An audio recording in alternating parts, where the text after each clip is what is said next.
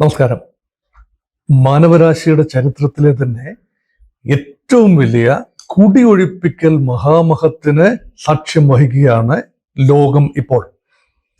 കാരണഭൂതൻ ഒരേ ഒരാൾ, സാക്ഷാൽ അമേരിക്കൻ പ്രസിഡന്റ് ഡൊണാൾഡ് ട്രംപ്. അദ്ദേഹം പലയിടങ്ങളിലേക്കായി ആളുകളെ, അഭയാർത്ഥികളെ, illegal migrants to United States തിരിച്ചയച്ചു തുടങ്ങി. പക്ഷേ നമുക്ക് കിട്ടാനുള്ളതും കിട്ടിത്തുടങ്ങി.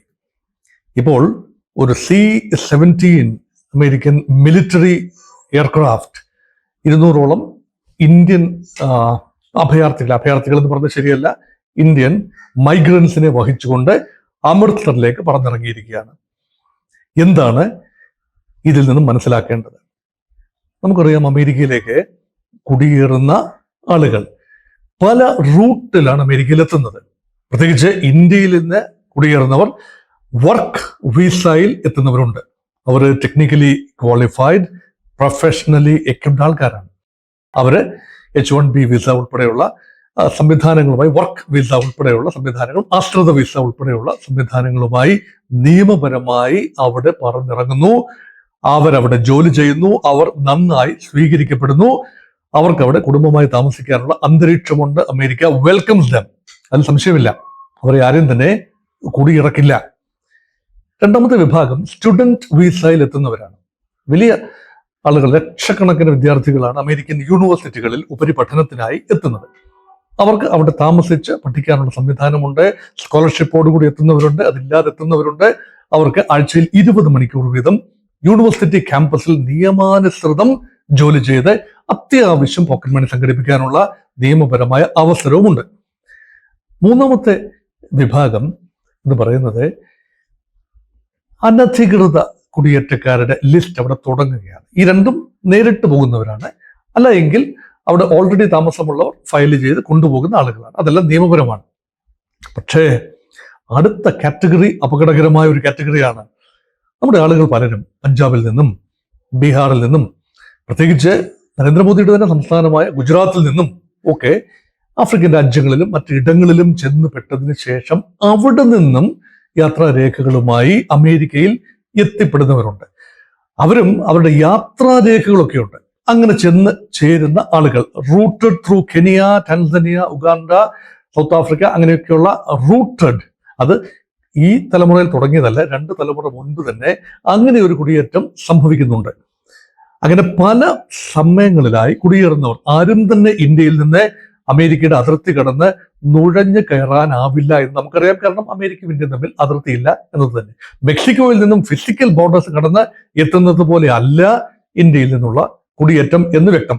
പിന്നെ എങ്ങനെയാണ് അനധികൃത കുടിയേറ്റക്കാർ ഉണ്ടാവുക? പറയാം. അതായത് നമ്മുടെ വിസ കാലാവധി, സ്റ്റുഡന്റ് വിസയുടെ കാലാവധി കഴിഞ്ഞതിന് ശേഷവും തുടരുന്നവർ അനധികൃതരാണ്. അതുപോലെ വർക്ക് പെർമിറ്റ് അല്ലെ വർക്ക് വിസ കാലാവധി കഴിഞ്ഞ് അമേരിക്കയിൽ തുടരുന്നവരും അനധികൃത കുടിയേറ്റക്കാരായി പരിഗണിക്കപ്പെടും. അങ്ങനെ മറ്റ് പല മാർഗങ്ങളിൽ കടന്നു വരുന്ന വ്യാജരേഖ ചമച്ച് എങ്ങനെയെങ്കിലുമൊക്കെ റെഗുലറൈസ് ചെയ്ത് എത്തിപ്പെടുന്ന ആളുകളുണ്ട്. അവരെല്ലാം തന്നെ ഈ ഗണത്തിൽപ്പെടും. അങ്ങനെ നോക്കുമ്പോൾ ഇന്ത്യൻ വംശജരായ, അല്ലെങ്കിൽ ഇന്ത്യയിൽ നിന്നും കുടിയേറിയെന്ന് പൊതുവെ കരുതപ്പെടുന്ന വലിയൊരു നമ്പർ ആളുകളുണ്ട്. അപ്പൊ അതൊരു വലിയ ഒരു നിറം പിടിപ്പിച്ച ഒരു കണക്കാണ്. അത്രയും പേര്, ലക്ഷക്കണക്കിന് ആളുകളാണ്. അത്രയും പേരെ പറഞ്ഞു വിടാൻ സാധിക്കില്ല എന്നാണ്. ഒരു 17 ലക്ഷത്തോളം പേരുടെ പേരുകളാണ് പലപ്പോഴും പറയുന്നത്. അതെല്ലാം അനധികൃതമെന്ന് പറയാനാവില്ല. അപ്പൊ ആ കണക്കുകൾ അവിടെ നിൽക്കട്ടെ. എന്നാൽ കുറച്ചുകൂടി കൃത്യമായ കണക്കുകളിലേക്ക് അനധികൃതമായി അവിടെ താമസിക്കുന്ന, അനധികൃത കുടിയേറ്റക്കാരായി പരിഗണിക്കപ്പെടുന്ന 20,000 പേരെങ്കിലും ഉണ്ട്. അതിൽ ഒരു 2,000-ഓളം പേർക്ക് മാർച്ചിങ് ഓർഡേഴ്സ് ലഭിച്ചു കഴിഞ്ഞു. ഉടനടി സ്റ്റാൻഡ് വിട്ടു പോകണം എന്ന ഒരു നിർദ്ദേശം ലഭിച്ചു കഴിഞ്ഞു. അവർക്ക് ഡിപ്പോർട്ടേഷൻ ഓർഡേഴ്സ് ലഭിച്ചു കഴിഞ്ഞു. ബാക്കി 18,000 പേര് കൂടിയുണ്ട്. അങ്ങനെ 18,000 അധികം 2,000, അങ്ങോട്ടും ഇങ്ങോട്ടും ചെറിയ 10-100 വ്യത്യാസം വരുന്നേക്കാം ഈ നമ്പറുകളിൽ. അത്രയും പേരാണ് ഉടനടി ഡിപ്പോർട്ടേഷന് വിധേയമാകുന്ന ആളുകൾ. ലക്ഷങ്ങൾ കണക്കുകൾ അവിടെ നിൽക്കട്ടെ. അവരൊക്കെ സാവകാശം റെഗുലറൈസ് ചെയ്യപ്പെടാം. നെഗോസിയേഷനിലൂടെ അവരെയൊക്കെ സ്ഥിരപ്പെടുത്തിയേക്കാം. അത് ഇമ്മീഡിയറ്റ് ഒരു ത്രെട്ടായി നമുക്ക് കണക്കാക്കാൻ ആവില്ല. പക്ഷേ ഈ 20,000 പേരിൽ ഒരു 200ഓളം പേരാണ് ഇപ്പോൾ സൈനിക വിമാനത്തിൽ കയറി അമൃത്സറിലെത്തിയിരിക്കുന്നത്. അവരെ ഇന്ത്യക്ക് സ്വീകരിക്കുക എന്നതല്ലാതെ മറ്റു വഴികളൊന്നും തന്നെയില്ല. അതേക്കുറിച്ചുള്ള ധാരണ എസ് ജയശങ്കർ, നമ്മുടെ വിദേശകാര്യ മന്ത്രി, അമേരിക്കൻ പ്രസിഡന്റിന്റെ സ്ഥാനാരോഹണ ചടങ്ങിൽ പങ്കെടുക്കാൻ അവിടെ എത്തിയപ്പോൾ അതേക്കുറിച്ച് ഒരു ധാരണയായതാണ്. അമേരിക്കയുടെ പുതിയ അഡ്മിനിസ്ട്രേഷനുമായി ധാരണയായതാണ്. അത് മാത്രമല്ല, നരേന്ദ്രമോദിയും ഡൊണാൾഡ് ട്രംപും തമ്മിലുള്ള സംസാരത്തിൽ അക്കാര്യത്തിൽ ഒരു ഏകദേശ ധാരണയായി. കഴിഞ്ഞ ആഴ്ച ടെലിഫോൺ സംഭാഷണത്തിലും ഒരു ഏകദേശ ധാരണയുണ്ട്. കൊളംബിയയിൽ സംഭവിച്ചത് ഇന്ത്യയിൽ സംഭവിക്കില്ല. കാരണം കൊളംബിയയിലേക്ക് ഏകപക്ഷീയമായി അമേരിക്ക 2 സൈനിക വിമാനങ്ങളിൽ അഭയാർത്ഥികളെ അയച്ചു. കൊളംബിയ അവർക്ക് അമേരിക്കൻ വിമാനങ്ങൾക്ക് ലാൻഡിംഗ് പെർമിഷൻ നൽകിയില്ല. ലാൻഡിംഗ് പെർമിഷൻ നൽകാതെ വന്നപ്പോൾ ആ വിമാനങ്ങൾക്ക് തിരിച്ചു പോകേണ്ടി വന്നു. പക്ഷേ 25% ഇമ്പോർട്ട് ഡ്യൂട്ടി, കൊളംബിയയുടെ ലാർജസ്റ്റ് ട്രേഡിംഗ് പാർട്ട്ണറാണ്, എക്സ്പോർട്ട് മാർക്കറ്റാണ് അമേരിക്ക എന്ന് ഓർക്കണം. 25% ടാരിഫ് ഒറ്റയടിക്ക് കൊണ്ട് അടിച്ച് കൈ കൊടുത്തു. അതോടെ കൊളംബിയ വഴങ്ങി. കൊളംബിയ സ്വന്തം വിമാനങ്ങൾ അമേരിക്കയിലേക്ക് അയച്ച് പ്രസ്തുത അഭയാർത്ഥികളെ, ഇല്ലീഗൽ മൈഗ്രൻസിനെ തിരിച്ചു കൊണ്ടുവന്നു. അപ്പൊ പേടിപ്പിച്ചാൽ ചില രാജ്യങ്ങളൊക്കെ വഴങ്ങും എന്നതിന്റെ സൂചനയാണ്.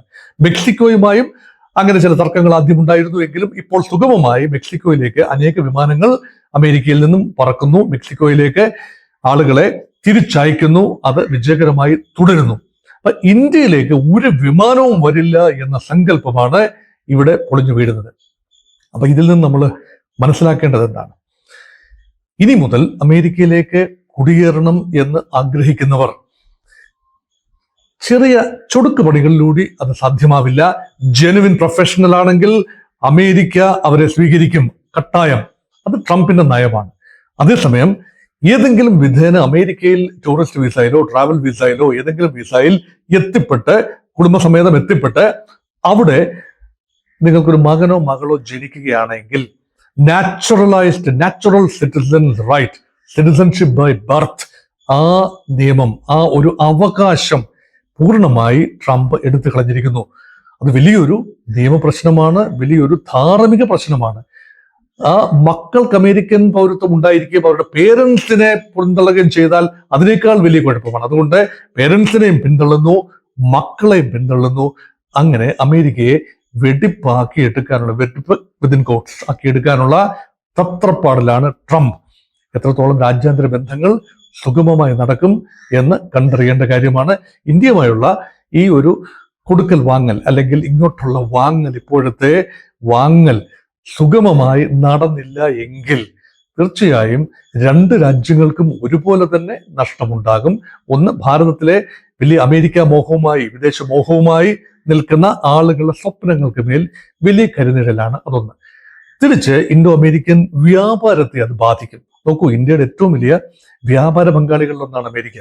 അവിടെ ഇന്ത്യക്ക് ട്രേഡ് സർപ്ലസ് ഉള്ള രാജ്യം കൂടിയാണ്. $35 ബില്യൺ വ്യാപാര മിച്ചമുണ്ട് ഇന്ത്യ അമേരിക്ക വ്യാപാരത്തിൽ. അങ്ങനെ മറ്റു രാജ്യങ്ങളുമായി വ്യാപാര മിച്ചമില്ല, നമുക്ക് കമ്മിയാണ്. അതുകൊണ്ട് ഒരു അമേരിക്ക എന്ന പൊന്മുട്ടയിടുന്ന താറാവിനെ ഞെക്കിക്കൊല്ലാൻ, ട്രേഡ് കണക്കിൽ ഞെക്കിക്കൊല്ലാൻ നമ്മൾ തയ്യാറാകില്ല. ഇന്ത്യൻ എക്സ്പോർട്സിനെ ബാധിക്കുന്ന ഒരു തീരുമാനവും ഇന്ത്യയായി കൈക്കൊള്ളില്ല. അതുകൊണ്ട് നിയമപരമായി അനുവദനീയമായ ലിമിറ്റിൽ കൂടുതൽ ആളുകൾ പോകുന്നുണ്ടെങ്കിൽ അവരെ തിരിച്ചു വിളിച്ച് അവരെ ഇവിടെ പുനരധിവസിപ്പിക്കുന്നത് ഗവൺമെന്റ് ഓഫ് ഇന്ത്യയുടെ ചുമതലയാണ്. പിന്നെ ഒരു കാര്യം കൂടെ ഉണ്ട്, ഇങ്ങനെ തിരിച്ചു വിടുന്നവർ ഇന്ത്യൻ പൗരന്മാർ തന്നെയാണോ, ഇന്ത്യക്കാരെ പോലെ തോന്നുന്നവർ എന്ന് പറഞ്ഞ് തിരിച്ചു വിടാനാവില്ല. ഇന്ത്യൻ പൗരന്മാർ തന്നെയാണോ? അവർക്ക് ഒരുപക്ഷെ ഇന്ത്യൻ പൗരത്വം എന്നേ നഷ്ടപ്പെട്ടതിന് ശേഷം ടാൻസാനിയയിലോ ഉഗാണ്ടയിലോ അവിടെ ചെന്ന് സിറ്റിസൺഷിപ്പ് നേടി അതിനുശേഷം അമേരിക്കയിൽ പോയവർക്ക് ഇന്ത്യയിലേക്ക് വന്നാൽ അമൃത്സറിൽ വന്നിറങ്ങുന്ന കെനിയൻ സിറ്റിസന്, ഇന്ത്യൻ വംശജനായ കെനിയൻ പൗരന് നമുക്ക് പൗരത്വം കൊടുക്കാനാവില്ല. അപ്പൊ ഇതൊക്കെ വലിയ തോതിലുള്ള ഒരു ഇമിഗ്രേഷൻ നടപടികൾ അല്ലെങ്കിൽ വലിയ തോതിലുള്ള സ്ക്രീനിങ് നടത്തി മാത്രമേ ഒരു പക്ഷേ അവരെ എടുക്കാൻ സാധിക്കൂ. അവരിപ്പോൾ വന്നിറങ്ങിയതേ ഉള്ളൂ. അതുകൊണ്ട് എങ്ങനെയാണ് അവർ സ്വീകരിക്കപ്പെടുന്നത് എന്നത് നമുക്ക് നോക്കിക്കാണേണ്ട കാര്യവുമാണ്.